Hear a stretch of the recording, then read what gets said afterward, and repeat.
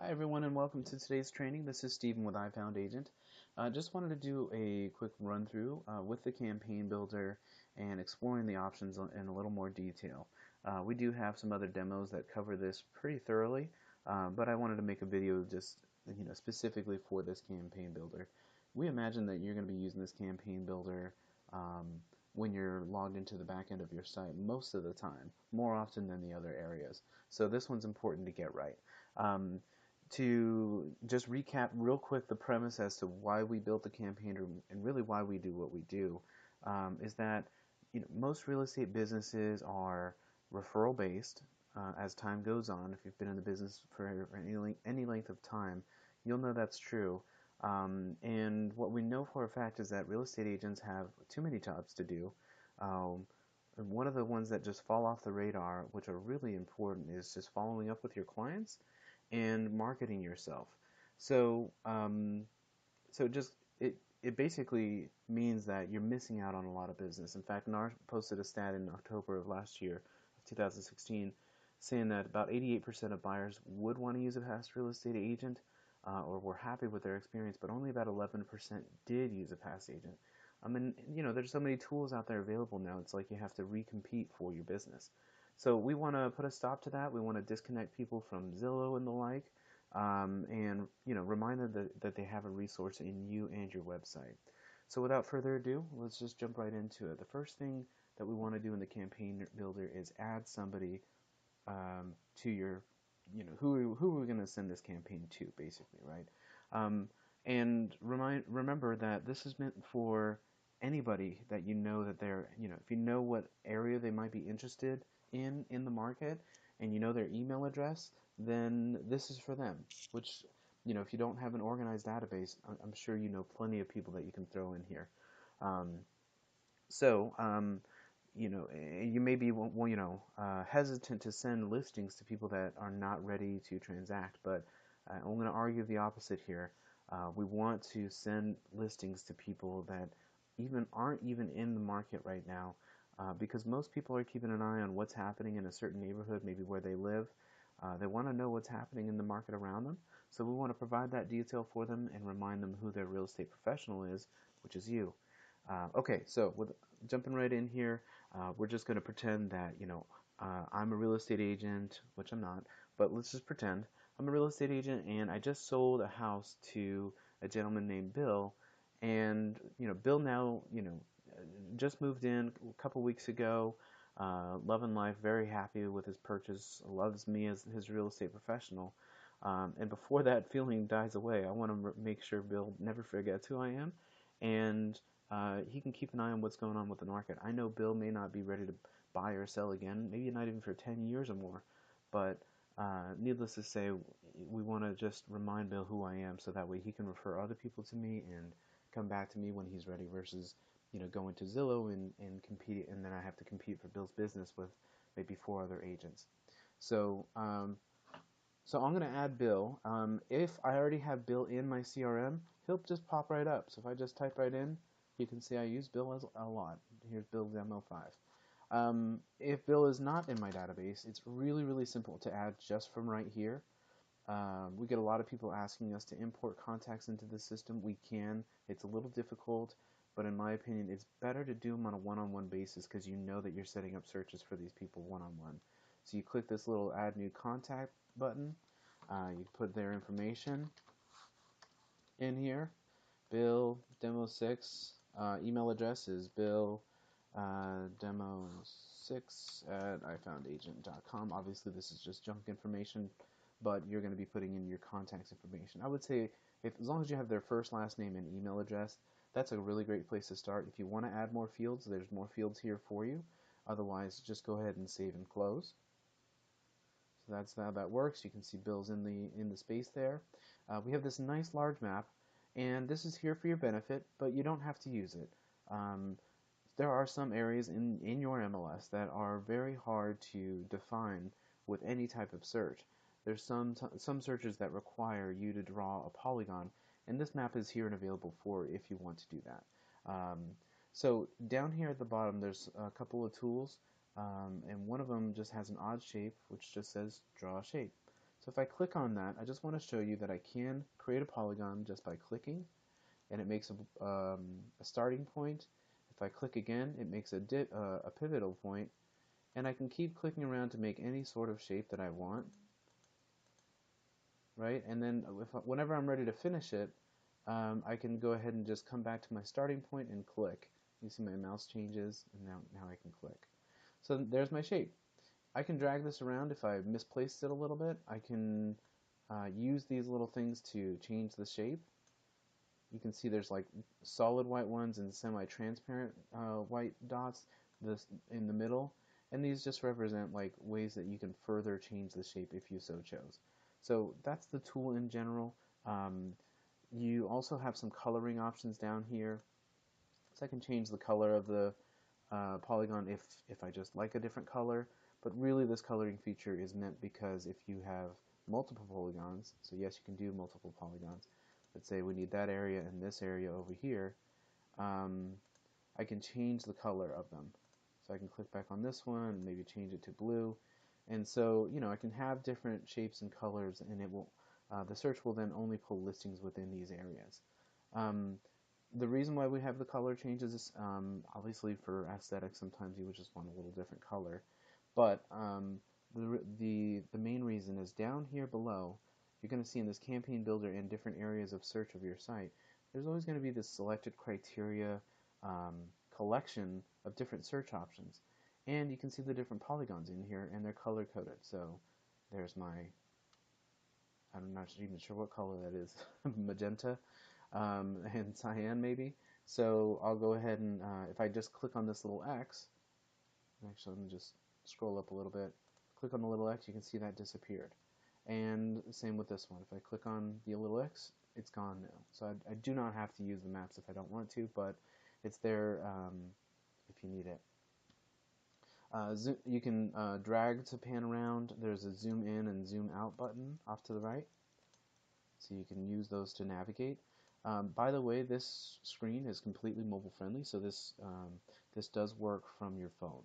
So we'll get into that on another video though. Okay, so search criteria is down here. So we have a lot of different options that we can choose to search by. And really we just want to start building our search using the tools down here. So this is more or less like the readily available search terms or search things that you can filter by. I'm going to let you know you can edit and customize these in your admin area. And you can customize what you see for search and what consumers would see on your website, like your clients would see on your website for search criteria. So you can actually customize that. We're going to get into that in another video. So by default you just have some generic ones up here. Under additional criteria, there's a lot more in here. This isn't even half of what's available to us. We just don't have everything in here, so it's not so daunting. So if you wanted to do a search, I'm going to do a couple different examples. Let's say property type, we only want homes. Our client's not really interested in condos. They just bought a house in the city of, I'm trying to think of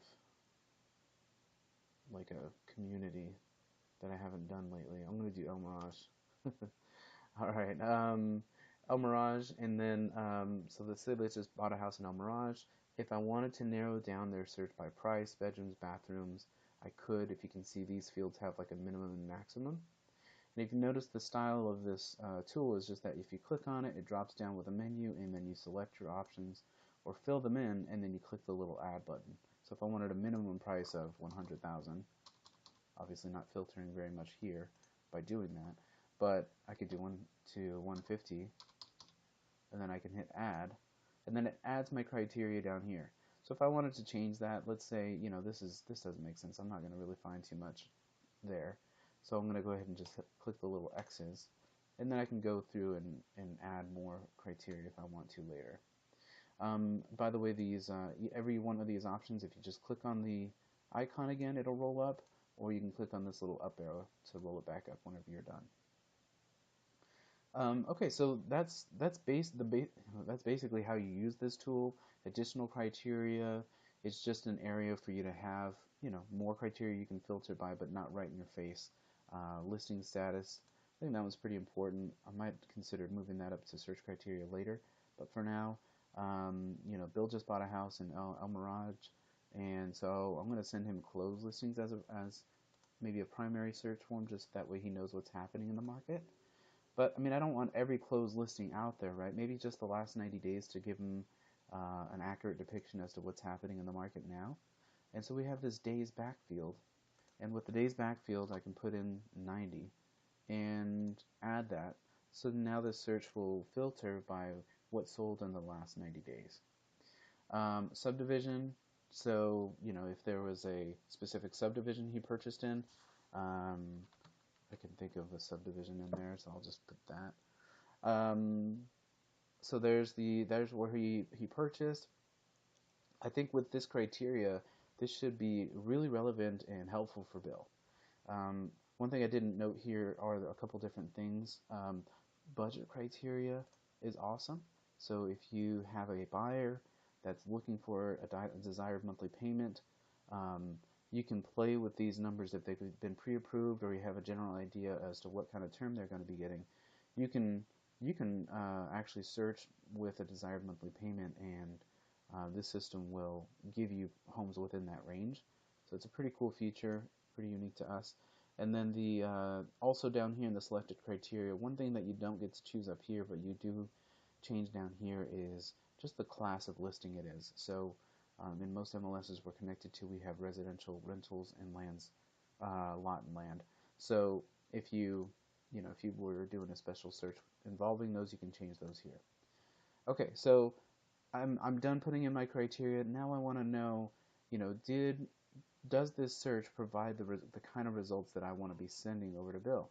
And so I can verify that by clicking this View Search Results button. Get like a please wait a moment screen. It gives me, okay, here's the properties. This is in the subdivision that I was thinking about. There's 15 homes in this area. Obviously, Bill didn't buy a very expensive house, but nonetheless, these are homes that are,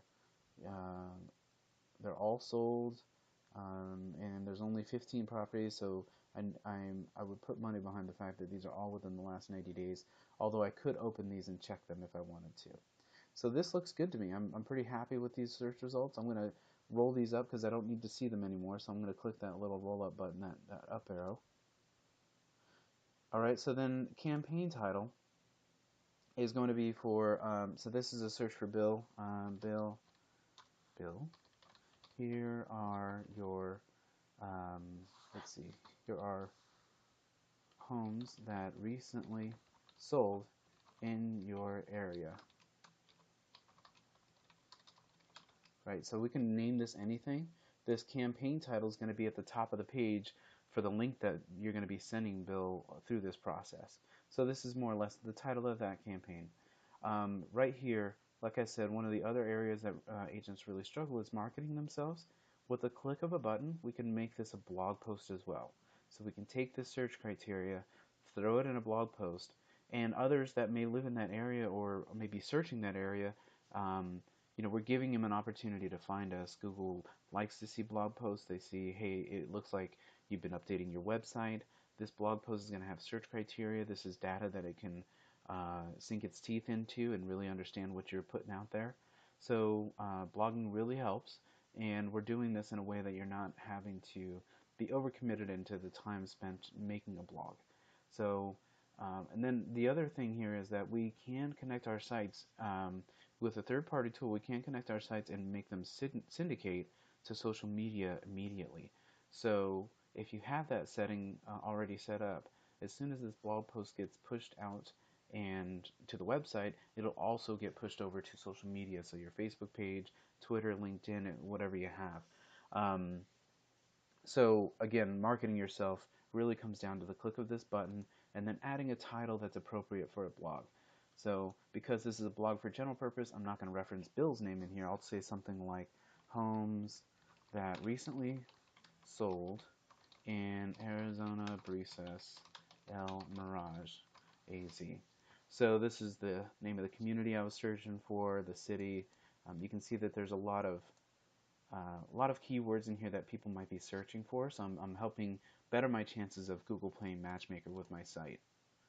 So that's how that works. And then now I want to schedule this. As I said, we want to send this on a recurring campaign. We want to send a constant reminder to Bill that, hey, I'm your real estate professional, and here's the data that pertains to you. Here's listing data that means something to you. So because Bill just bought his house, again, he's not looking to transact anytime in the near future. I want to remind him subtly, and I don't want to do it every day, because if I do it every day, he's going to just say, let me just unsubscribe. I got, 100 emails in here from this person. It's just too much. So I recommend doing maybe once a month for somebody that you know is not looking to transact right away. But it's up to your comfort level and what you think works best for you. Um, so how often? Once a month. What time of day? Now? Yeah, now's good enough. It's 9:49 a.m. right now where I am, so I think that's a good time of day to send these emails. I don't like sending emails after hours, too late, or in the wee hours of the morning, because I just feel like this email is going to get washed away with other marketing emails that get sent after hours. So I do recommend a little later in the morning or early afternoon for your send times. You can choose which time right here. If you do now, then it'll just pick your current time. All right, start date. Well, I want this to start today. I want this to start going out right away. And then end date, I don't have to have one. If I want to make sure this stops by a certain time, I can, but otherwise it can be open-ended. He can keep getting this email. Down here where we have branding, we have default header, signature, and footer. These come down to different email templates. Some agencies really prefer having like a branded header, like something before the email even reads that says something about the brand. You're welcome to load that in here. Signature, you may have different variations of your own signature, or you may have team members that also want to use this site, and they can, to start sending listings to their clients. And you can have multiple signatures in here, so you can choose which one, default, um, or Dale's got one in here, I have one in here, I'll just use mine. And then footer, default footer doesn't have much information in there by default, but if your brokerage or the company you work for has some generic disclaimer language, you may want to update your email template, which we'll cover in another video. So this is just lining up which templates you want to use for this as far as the branding goes of the site. And then for the email, you get to decide who's this email coming from. So this one's coming from me, so not Dale. This is Dale's site, but I'm using it. Let's just pretend like Dale's maybe team leader and I'm an agent on his team, and I can use this site to send listings to my clients. So it's going to be from me, and email it's going to be from, I'll use support@ifoundagent.com. Alright, notification type. So this one's really important. If you are sending a search, which is going to be like almost all the time, you're going to want to use this search update criteria. So if you're sending a search, use search update. I know we have one here called market update. Don't use that one. Use search update. So we're going to use search update. If you're doing anything else that's not involving a search, because you can use this campaign builder to send somebody a message about something else. You can send them anything else, any sort of message on a recurring basis, anything you'd like. Like I said, we do have like different templates. We have birthdays and holidays and all kinds of different email templates you can use. So any of those, if you're not doing a search, just pick which one makes the most sense. Otherwise, if you're sending a search, search update. Alright, so the campaign template, if you want to use one of our generic templates, or you've been adding or editing templates, use the one that applies most, which is most applicable here. So I'm going to say market update for a homeowner, or maybe for a past client. Our generic templates don't have a lot of content in here. We purposely made them pretty simple. So once I choose my template, you can see it loads in the subject line and the body of my message. Contact first name, that's special code, which will throw in the person's name. Here is your neighborhood market update. Perfect. Here's the message. Looks like it didn't come through with spacing, so I'm going to just add some. And if I wanted to Enjoy the rest of your day. I don't really know. You can just change this on the fly, I guess is all I'm trying to paint the picture here. So awesome. So just sent that. Okay, so when I'm all done, I can actually just hit save campaign. So I'm gonna hit this save button. I get a little please wait a moment, and I get a little email sent successfully. Notice down here. Um, and we're done. The campaign builder, you noticed, still has my criteria in here, and we did this by design because you may want to roll one search into another. So I just sent Bill closed listings. I may want to come back here and send him active listings for the same area. So I'll take off this days back and the closed listing criteria, and I'll say active listing criteria. And now it's going to, if I hit this button for view search results, now I have the active homes in that area. So you can see how I can go through and just change a few things and set up a whole second campaign in seconds. I'm not going to, I'm just kind of giving you the idea as to why we did what we did here. And so what's happened behind the scenes that you didn't see is that an email got sent to Bill right now, and a campaign was created to send him this same email and list every 30 days. We made him a contact in our records, and we also, this search that we created for him also got logged in as a saved search for his account. So we also made an account on the site for him, and in that account he already has a saved search. So I'm going to just show you this a little bit further. I'm going to go back over to my contacts. And you know what I need to do is I need to go over to support. Alright, so contacts here, if I look through my list, I can see, I should be able to look, just search for Bill.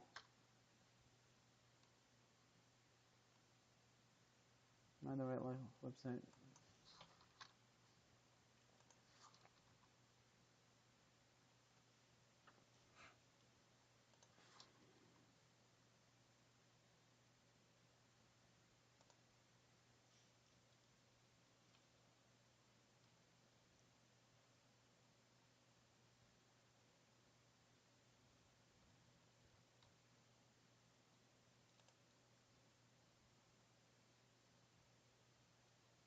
I think somebody's